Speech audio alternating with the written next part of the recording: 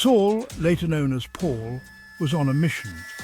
He was a man with a singular purpose, driven by a fervent belief that he was doing the right thing. His journey was not just a physical one, but also a deeply spiritual quest. He was going to Damascus, a bustling city in Syria. This city was a melting pot of cultures and religions, a place where different beliefs intersected. It was a significant hub for trade and commerce, and also for the spread of new ideas. Damascus was an important center for early Christians. The followers of Jesus had found a refuge here, a place where they could gather and share their faith. It was a city where the seeds of Christianity were beginning to take root and grow. Saul, however, was no friend to them. He viewed these early Christians with suspicion and hostility. To him, they were a dangerous sect that threatened the established order. He saw Christianity as a threat. The teachings of Jesus, which emphasized love and forgiveness, were in stark contrast to the strict adherence to the law that Saul believed in. He feared that this new movement could undermine the very foundations of his faith. He was determined to stamp it out. Saul was relentless in his pursuit, leaving no stone unturned in his mission to eradicate this new faith. His determination was fueled by a deep conviction that he was protecting his religion. Saul was a devout Jew. His life was dedicated to the study and practice of the Jewish law. He spent countless hours in prayer and study, seeking to understand and live by the commandments. He followed the law strictly. Every aspect of his life was governed by the rules and rituals of his faith.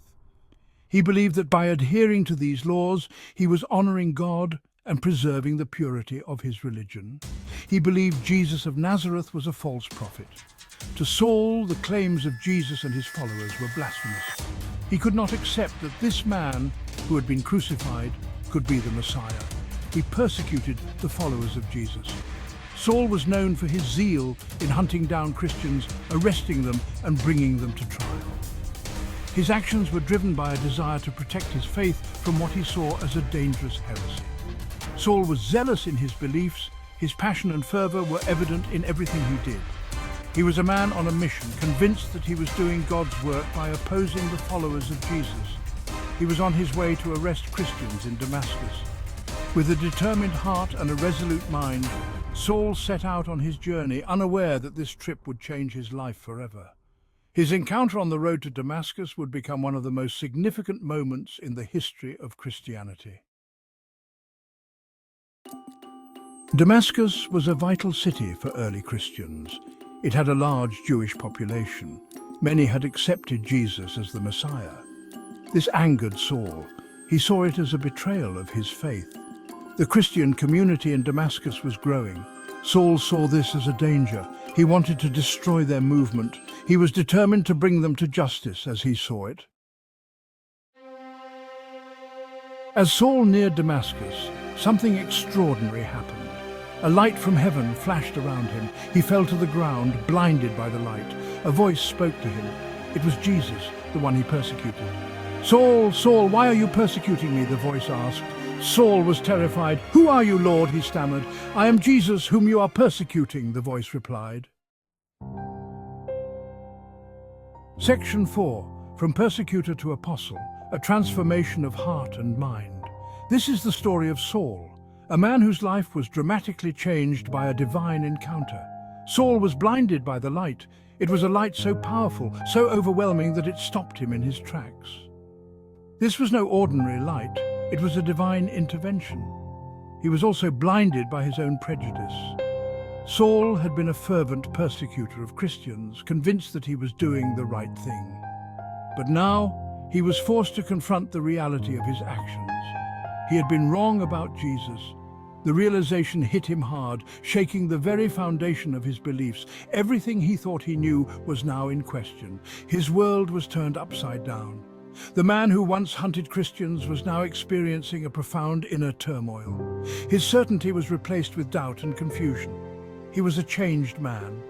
Saul's companions were astonished. They had never seen him like this before, so vulnerable and shaken. They heard the voice but saw no one. The voice that spoke to Saul was clear and commanding, yet it was invisible to those around him. It was a moment of divine mystery. They led him, blind, into Damascus. Saul, once a man of great power and authority, was now dependent on others to guide him. His physical blindness mirrored his spiritual awakening. For 3 days, Saul neither ate nor drank. He was in a state of deep reflection, grappling with the enormity of his experience. His physical fasting was a sign of his inner transformation. He was in deep prayer, reflecting on his encounter. Saul's heart and mind were being reshaped by this divine intervention. He was on the path to becoming Paul the Apostle, a journey that would change the course of history. Section 5, the enduring legacy of Paul's conversion. The story of Paul's conversion is remarkable. It is one of the most dramatic and transformative events recorded in the New Testament. It is a testament to the power of God's grace. The moment when Paul, then known as Saul, encountered Jesus on the road to Damascus changed not only his life, but the course of history. It shows that anyone can change. Paul's transformation from a persecutor of Christians to a devoted apostle demonstrates the profound impact of divine intervention and personal redemption. Paul's conversion had a profound impact on history. His newfound faith and zeal for spreading the message of Jesus Christ led to the establishment of many Christian communities. He became one of the most important figures in early Christianity. His missionary journeys took him across the Roman Empire, where he preached, taught, and wrote extensively. He spread the gospel throughout the Roman Empire. His travels and teachings helped to lay the foundation for the spread of Christianity beyond Jewish communities to Gentile populations. His letters are still read and studied today.